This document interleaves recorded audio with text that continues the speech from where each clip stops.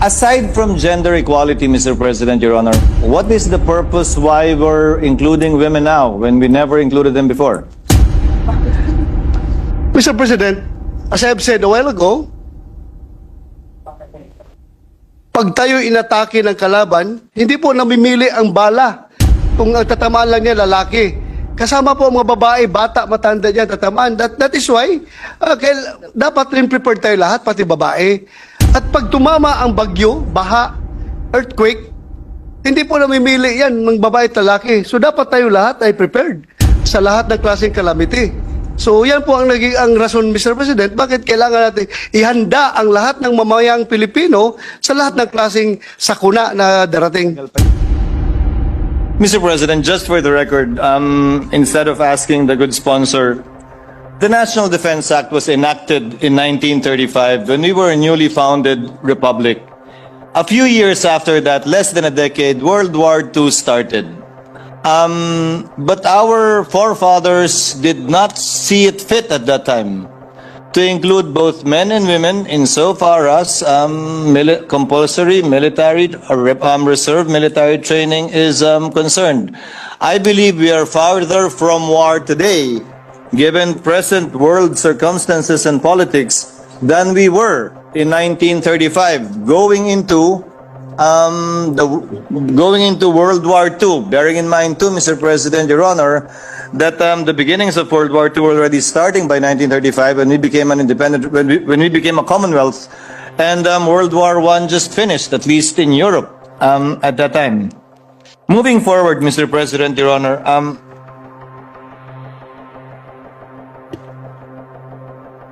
the proposed bill has highfalutin objectives with respect to patriotism, nationalism, love for country, disaster preparedness, as the distinguished sponsor said.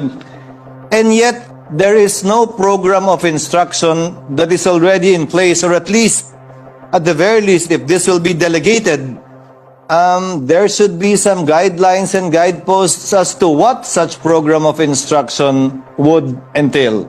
For example, Mr. President, Your Honor, mahirap na nga punuin yung ROTC at requirements ng ROTC insofar as the military aspect of it is concerned, which I participated in when I was in college for 2 years, at least every Saturday. Dinagdag pa yung police, dinagdag pa yung disaster preparedness, dinagdag pa yung civic mindedness. So may I ask, this program of instruction, what would it entail? Hindi naman pwedeng sabihin lang natin na ito yung objective, tapos pag gumawa ng program of instruction ang CHED, ang TESDA, ang DND, in the author's mind, in the sponsor's mind, what would consist of such program of instruction? How many times a week? How do you break it up? At hindi na ba tulad ng dati na puro marcha? Kasi pag sinabi ROTC, marcha, ilalim ng araw, konting lecture lang, tapos may bivouac. Meron ka ng disaster preparedness. May law enforcement ka. Meron ka pang love of country. How does the distinguished sponsor see this being implemented under the POI being recommended and or mandated?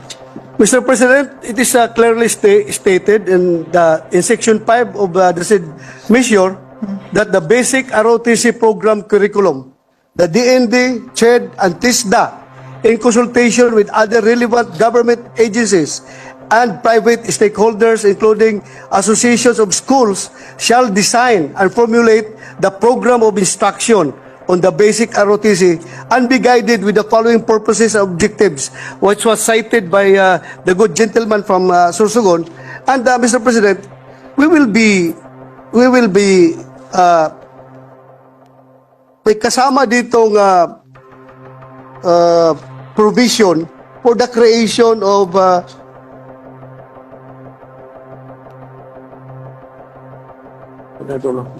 for a while, Mr. President.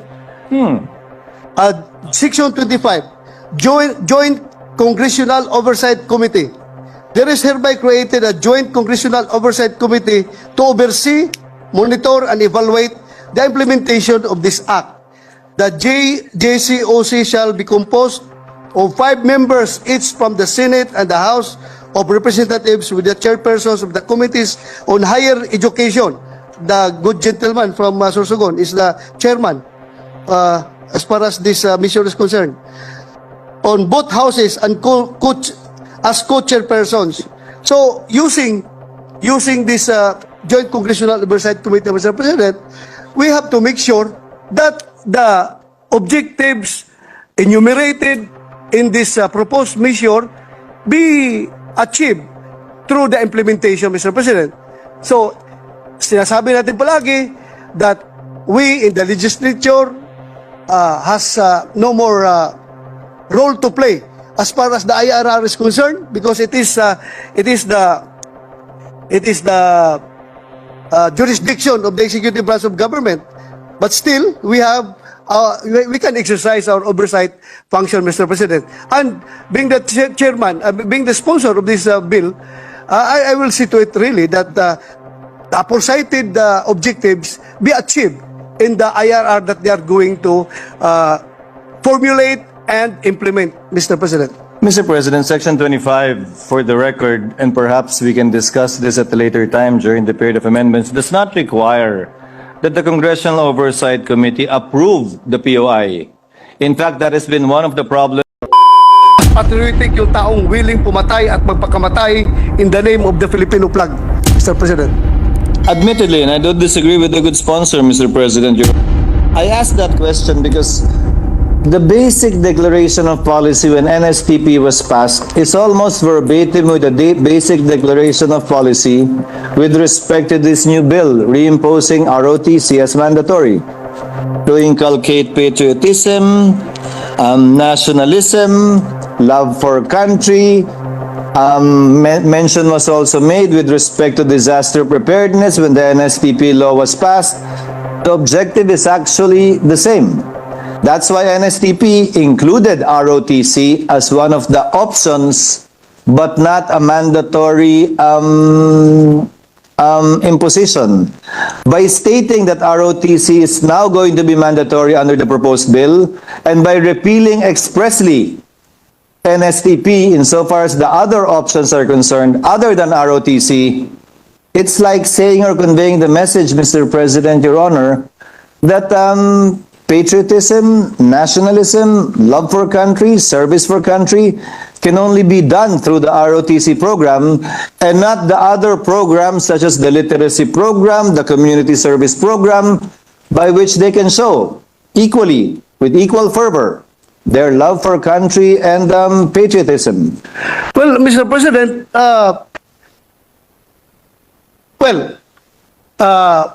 I subscribe that you can be patriotic while serving the CWTS or the Community Welfare Training Service or the Literacy Training Service. But Mr. President, remember, pagdating ng araw na tayo'y aatakihin ng China or whatever country atake sa atin, hindi po namimili ng babae o lalaki yung bala na paputukin ng kalaban. At pagdating po sa sakuna, disaster, at saka calamity, hindi po namimili ang calamity, ang baha, kung sinong mabubuhay o hindi, babae o lalaki ba. Kaya minabuti natin na lahat tayo ay disaster prepared, malalaki o mababae. At Mr. President, during the time yung old ROTC law was enacted, hindi pa po uso ang gender equality. Ngayon po, our women are always espousing for gender equality. So why not give them the opportunity to serve their country, to fight for this country if needed, Mr. President? Actually, tutungo talaga ako sa puntong yan. Inunahan niyo lang ako ng konti. Nung nag-CMT ako, requirement at mandatory lamang ang CMT para sa mga lalaki. Ang layunin, ulitin ko, to inculcate patriotism, nationalism, love for country, etc., etc. Hindi ni-require yan sa mga babae. Ang dahilan ba ay mas maliit ang tingin ng gobyerno, ng kongreso, ng pamahalaan noon sa mga babae hindi kakayanin ng ROTC training? O ang tingin ba nila hindi na kailangan mag-ROTC ng babae dahil mas mahal talaga nila kaysa lalaki ang bansa? Mas patriotic sila, mas nationalistic sila. What is the reason for the distinction at that time? Na bakit noon hindi sinasabay ang babae under the National Defense Act, under RA 7077, but now there is a push to include them already. What is the difference and what changed, Mr. President, Your Honor?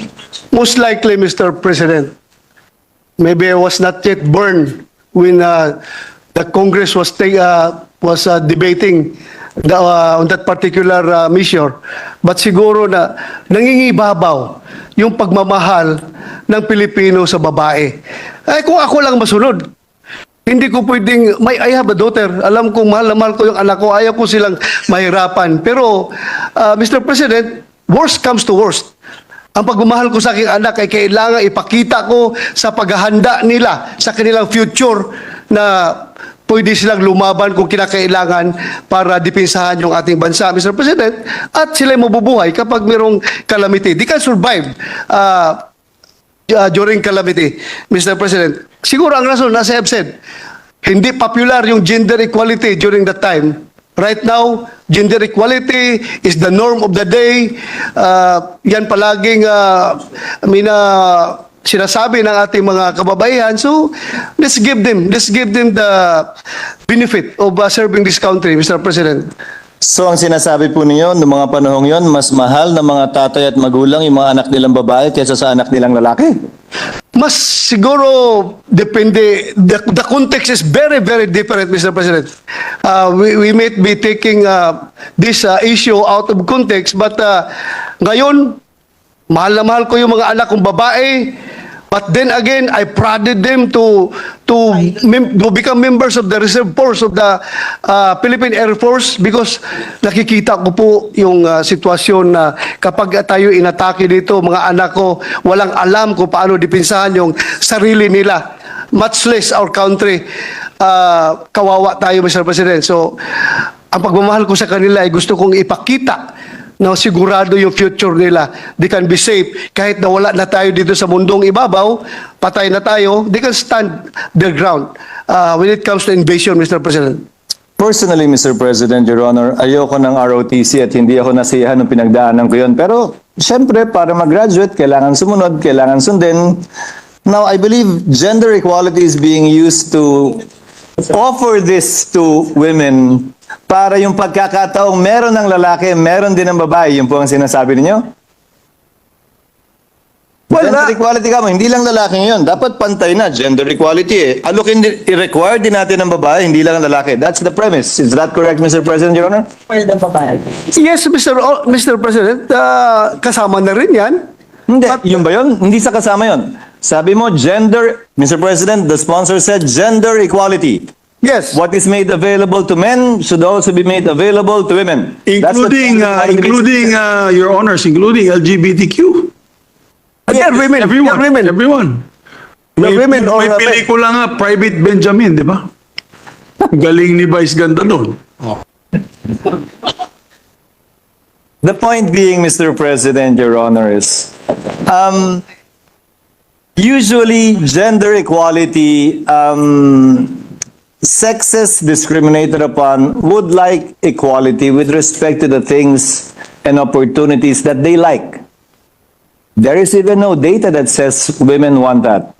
There is even no data that says women want to be equal and at par with men with respect to being required to undergo ROTC. That may be the justification, Mr. President, when you say you're including women, but have you heard from the women themselves if they indeed want that or not? May daughters, Mr. President. Tinanong ko sila, gusto nila. May staff ng mga babae, gusto Alam nila. namang sabihin sa'yo, hindi, author ka. Hindi. I'm just being candid, Mr. President. I'm just being candid and honest to the good gentleman from Bicol that marami ring gusto talagang mag-ROTC. Kaya nga kung gusto natin makuha talaga yung opinion nila, we have already received surveys saying that 90% of Filipinos want ROTC to be reinstated. So that says, Mr. President, Mr. President, Your Honor, can the good sponsor submit to this representation the data he's making mention of? Because the survey I read and saw asked men and women separately, but not by age group. Kasi ang binibigyan natin ng gender equality, yung 18 to 25 eh. Huwag natin pag-usapan yung maybe to help the yung good mas colleague bata. from Sorsogon, I believe Senator Sherwin Gatchalian asked Pulse Asia, no? You had a writer question. Maybe you can share it to the body, the results of that survey. That would be very interesting to find out. Yes, Mr. President, the sponsor would like to ask reinforcement coming from my good friend, the good gentleman from Valenzuela.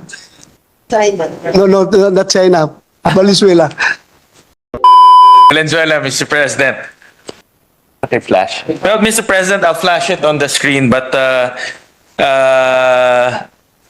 we commissioned Pulse Asia to do a rider survey dated March 15 to 19, 2023. And the question, Mr. President, how much do you agree or disagree with the proposal to implement ROTC in all students in college, to all students in college?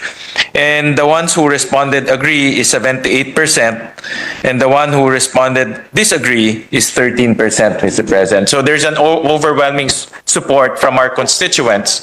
13%? 13%, Mr. President. The ones who cannot say is 8%, Mr. President. Could you share with us the demographics of that Senator Escudero is asking? How many were in the 18 to 21 bracket and the middle 25. age and all that? It would be great to find out. For Mr. President, for those who are in the 18 to 24 years old, the ones who agree is 75%, Mr. President. For 25 to 34 is 83%, Mr. President. Maybe get a copy of the survey. Yes, Mr. President, I can furnish the body with a copy of the survey, Yes, Mr. President. Maybe get a copy, Mr. President, after the interpellation. I believe the sponsor of that survey said he will share it with the body. Kung mahinang klaseng tao ako ngayon, maybe that's because of ROTC. Study a review findings based on evidence and fact that NSTP was indeed a failure or effect of the NSTP. Just based on records that they have, Mr. President, I am not, I am the sponsor of this mission, so I am really for the reimposition of ROTC. But browsing the records, Mr. President, napakalaki po ang number ng graduates ng NSTP na talagang hindi nagagamit. Unlike the ROTC, I beg to disagree that you also say that Mr. President, that the failure ang ROTC, maybe you were not a member of the ready reserve units of ROTC. That's why you were not mobilized during local calamities and disaster, Mr. President. Unlike my experience, if we want to share our own experiences, ako, yung buhay ko ay malaki pong naidulot sa ROTC sa buhay ko when it comes to discipline at sa aking overall personality, Mr. President. Kung mahinang klaseng tao ako ngayon, maybe that's because of ROTC. Basta I attribute to my whole being to my ROTC training before I entered the Philippine Military Academy. Understood, Mr. President. Your Honor, we have various and varied experiences. That's why I'm asking for a study with respect to number one, the success or if at all failure of ROTC before NSTP, and a review findings based on evidence and fact that NSTP was indeed a failure. Because if I remember correctly, Mr. President, Your Honor, no study came out saying that NSTP is a failure. It was merely a statement of former President Duterte and a statement now of President Marcos and a statement of Vice President Sara Duterte that they want ROTC imposed to inculcate patriotism, nationalism, love for country, etc., etc. But I have yet to see a study based on facts and evidence that indeed it is a failure and indeed ROTC is better Because you have to remember, Mr. President, Your Honor, ROTC is still a part of NSTP. So if even the ROTC graduates were not called upon under NSTP, then ROTC is not the solution to replace NSTP, but perhaps the problem lies somewhere else, not in the program itself. Which leads me to my next question, Mr. President, Your Honor. Under NSTP, you can choose to go through ROTC in compliance with the NSTP law. Would that be correct, Mr. President? Yes, Mr. President. And according to the data I read, about 20% of those qualified or required to undergo NSTP actually took ROTC. Yes, May I Mr. ask, President. since the enactment of the NSTP law in 2006, natawag ba yung mga ROTC na yun? Nagamit ba sila sa national defense, law enforcement, at saka sa disaster response? Because 20% of NSTP, Mr. President, Your Honor, undertook or took ROTC. They were mobilized locally, Mr. President, lalong-lalo na yung mga membro ng Ready Reserve Battalions, Ready Reserve Units of the ROTC. Every time may emergency, sila po ang frontliner ng Armed Forces of the Philippines aside from the regular units who responded to disasters and calamities. Sila po ay ginagamit, Mr. President. And I presume that they are products of the NSTP. May we request, Mr. President, Your Honor, from the AFP, I presume, or the DND, data to the effect that indeed those who went through ROTC under the NSTP program were utilized, as stated by the good sponsor, in every locality of the country whenever there would be disasters. Yes, Mr. President, I will, this representation will give you those documents. Thank you, Mr. President, Your Honor. Now, Mr. President, I have no doubt that those who are prepared to lay down their lives for the country, hindi lang ang mamatay ng dahil sa'yo, pati ang pumatay ng dahil sa'yo, nag-uumapaw ang pagmamahal sa bayan. Di ba? Kasi hindi naman tayo dapat mamatay lang. Dapat, di ba, handa rin tayo para pagtanggol ng kalayaan dahil sa pagmamahal sa bayan. But while I do not diminish it, Mr. President, you know, in fact, I have high regard for it. Why does it seem like those who are not willing to take up arms are looked down upon as persons who do not love their country? Even our national hero did not raise a single sword or a single gun to defend his country and fight for his love for country. And yet he is our national hero. By saying that patriotism and nationalism can only be achieved and taught through ROTC, is like saying that if you refuse to do so, then you most likely love your country less at the very least. What would the good sponsor say to that assertion? Mr. President, our national hero, Dr. Jose Rizal, did not take up arms against the Spaniards, but he was killed by the Spaniard. So ultimately, he offered the ultimate sacrifice for this country.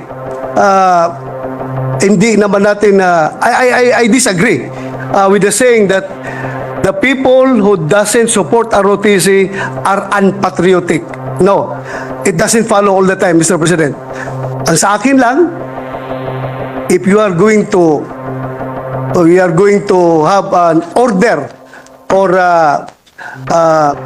classification, siguro masasabi ko, Mr. President, yung Pilipino na willing pumatay na mga invaders at magpakamatay in the name of the Filipino flag and the Filipino people and the Filipino nation, they are more patriotic than those sitting on the sides waiting for what will happen and will just benefit the fruits that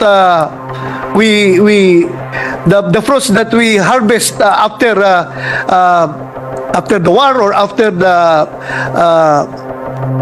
the invasion, Mr. President. But it doesn't say that I don't say that they are not patriotic. Maybe in degree, the differ, Mr. President. Para sa akin, mas patriotic yung taong willing pumatay at magpakamatay in the name of the Filipino flag, Mr. President.